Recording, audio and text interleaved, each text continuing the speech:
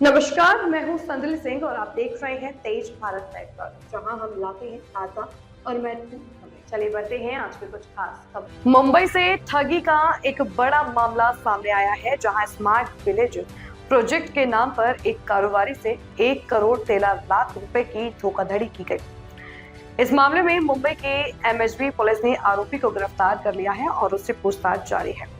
शिकायतकर्ता देवेशानंद दिगंबर शिरोडकर, जो speed com internet services private limited के डायरेक्टर हैं, ने आरोप लगाया है कि डॉक्टर साजिद एंड सैयद ने खुद को भारत सीएसआर नेटवर्क का प्रेसिडेंट बताकर स्मार्ट विलेज प्रोजेक्ट के नाम पर उनका भरोसा जीता। आरोपी ने दावा किया कि गोवा में सरकारी सहयोग से बड़ा प्रोजेक्ट शुरू होने वाला है और इसमें शामिल होने के लिए 50 लाख रुपए की जरूरत है। पीड़ित ने सितंबर 2024 में 2 चेक के जरिए 50 लाख रुपए का भुगतान किया। इसके बाद आरोपी ने सरकारी अधिकारियों के साथ मीटिंग की फोटो वीडियो दिखाकर भरोसा और मजबूत किया। कंपनी ने गोवा के फोंडा, शिरोडा और कोलवाले क्षेत्रों में पायलट प्रोजेक्ट के तहत इंटरनेट हॉटस्पॉट भी शुरू किए, जिस पर करीब 58 लाख रुपए खर्च हुए। वहीं मुंबई में भी फाइबर बिछाने और सीसीटीवी लगाने पर अतिरिक्त खर्च किया गया, लेकिन काम पूरा होने के बाद भी आरोपी ने भुगतान नहीं किया और टाल मटोल करता रहा। जांच में सामने आया कि आरोपी द्वारा दिए गए दस्तावेज संदिग्ध हैं और किसी भी आधिकारिक एमओयू पर हस्ताक्षर नहीं हुए थे। फिलहाल पुलिस ये जांच कर रही है कि इस मामले में और कितने लोग शामिल हैं और क्या यह कोई बड़ा रैकेट है। हमने यही कहा गया कि पुलिस कस्टडी दिया जाए, क्योंकि जो अमाउंट इन्वॉल्व है 1 करोड़ 13 लाख बहुत बड़ा अमाउंट है और ये कॉन मैन है और इन्होंने बहुत जन को ऐसे ही फंसाया है पहले भी, जिसका हम क्रिमिनल एंटीसीडेंट्स निकालने वाले हैं। और बहुत बड़े बड़े ऑनरेबल डिग्निटरीज जो है, जिनका नाम इसके अंदर इन्होंने जो फिरियादी है उन्होंने उसके अंदर, वो फर्दर इन्वेस्टिगेशन का पार्ट है। अब हम सब नहीं बता सकते इसमें। कितने दिन की पीसी मिली है? 15 तारीख तक पीसी मिली है और उसके बाद कार्रवाई की जाएगी और हम जस्टिस पे भरोसा है, कोर्ट अपना काम करेगा।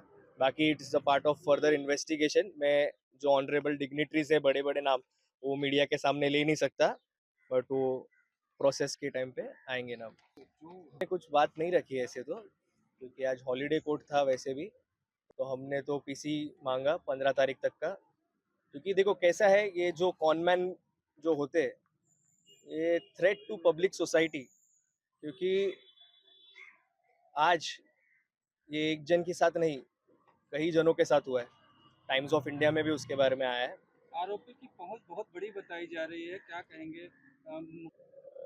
है वायरल, वो ऐसे ही विक्टिम्स को टारगेट करते, बड़ा दिखाते खुद को और झांसे में लेते विक्टिम्स को कि मतलब अभी जैसे कि मैं अभी दिखाऊंगा कि मैं मिनिस्टर के साथ खड़ा हूँ या कोई बड़े नेता के साथ खड़ा हो, तो ऑब्वियसली जो विक्टिम है, जो फिरियादी है, उनको तो भरोसा होगा कि ये हमारा काम करेंगे और उन्हें ऐसे ही फेक चीजें इनको बताएगी कि गवर्नमेंट का प्रोजेक्ट है, आपको वेंडर के हिसाब से हम ले रहे हैं और इतना बड़ा स्कैम किया इनके साथ और बाद में गायब हो गए।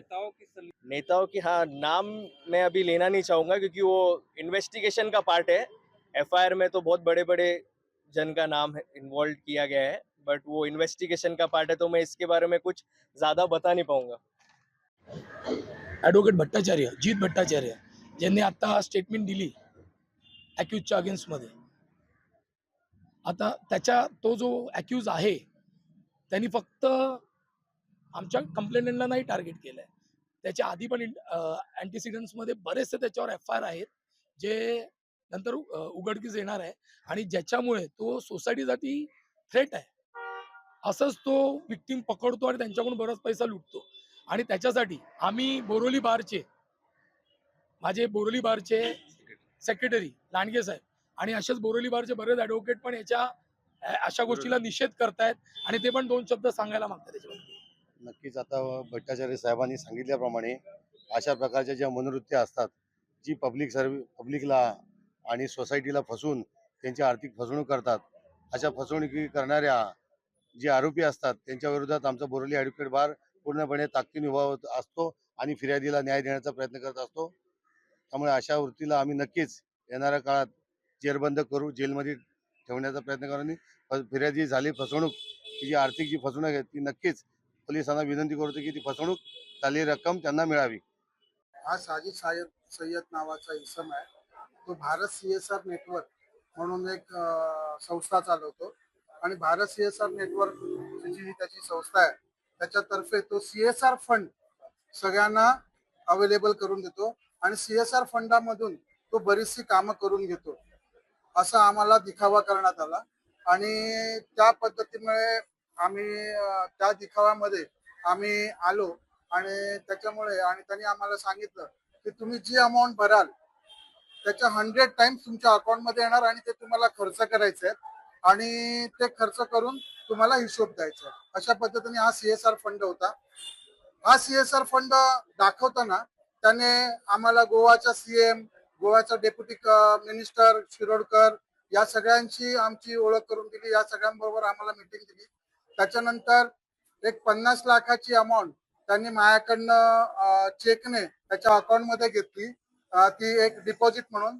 आणि त्याच्याबद्दल त्यांनी हे असं बघा, हे आम्हाला त्यांनी पहिलं इन्व्हिटेशन पाठवलं सगळ्यांना. मीच नाही तर माझ्याबरोबर बऱ्याच सगळ्या कंपनीज त्याच्या CSR कंपनीमध्ये आम्ही त्याचे वेंडर झालो.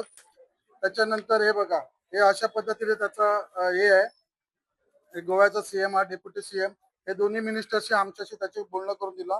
हा साजिद सय्यद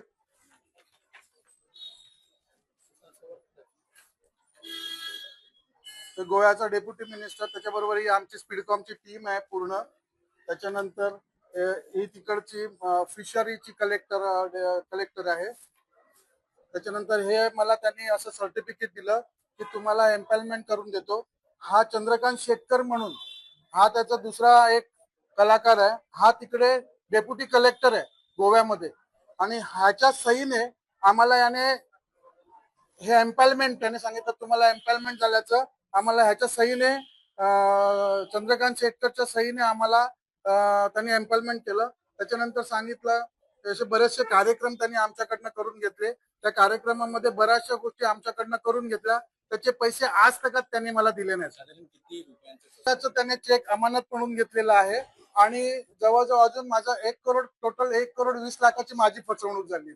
अशा बऱ्याच जणांची वेगवेगळ्या पद्धतीने फसवणूक त्यांनी केली. पोलिसांकडनं किंवा पोलीस प्रशासनाकडनं आपली काय मागणी आहे? पोलीस प्रशासनाकडनं आता सध्या हीच मागणी आहे की त्याला अरेस्ट करावं, त्याला सोडू नये. आणि त्याची बऱ्याच पोलिसांची चांगली खूप मैत्री आहे. तो भरपूर पोलिसांबरोबर आम्हाला मिटिंग करायचा. माझ्याकडनं त्याने बँड्रा पोलीस स्टेशनचं पण CCTVचं संपूर्ण काम करून घेतलं.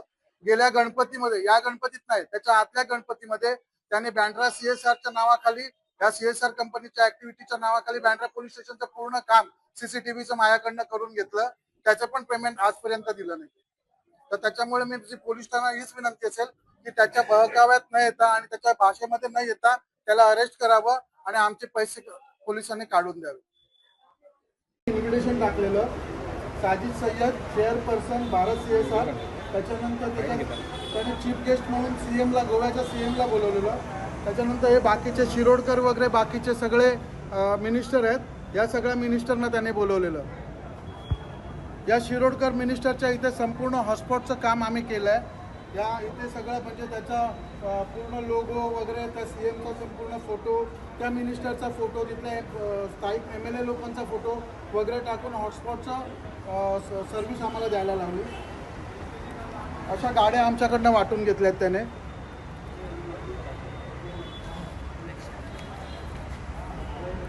हे बघा, ही आमची स्पीडकॉमची पूर्ण टीम आणि हे शिरोडकर आहे, तो जे मिनिस्टर आहेत तिकडचे गोव्याचे, ते शिरोडकर म्हणून ते मिनिस्टर आहेत. हे आमचे फिशरी जे पणजीच्या जवळ फिशरीचं हे आहे त्याचे हा कलेक्टर आहेत. त्यांच्याशी पण आमची मीटिंग करून दिलेली इथे मी दिसतोय आणि हा फिशरीच्या मिनिस्टर आहेत. हे जे एम्पॉवरमेंट केलं आम्हाला त्याचं हे सर्टिफिकेट आम्हाला दिलेलं आहे एम्पॉवरमेंट. याच्यात त्याने नमूद केलेलं आहे की किती पैसे आमच्याकडनं त्याने घेतले आणि वगैरे त्याची सही आहे. आणि हा डेप्युटी कलेक्टर आहे चंद्रकांत शेटकर, याच्यामुळे आम्ही आता या माणसाला पैसे दिले, याच्या सांगण्यावरून आम्ही त्याला पैसे दिले. ये थी आज की मुख्य खबर तेज भारत नेटवर्क के साथ. अगर आपको वीडियो पसंद आई हो तो उसे लाइक करें, कमेंट करें, शेयर करें.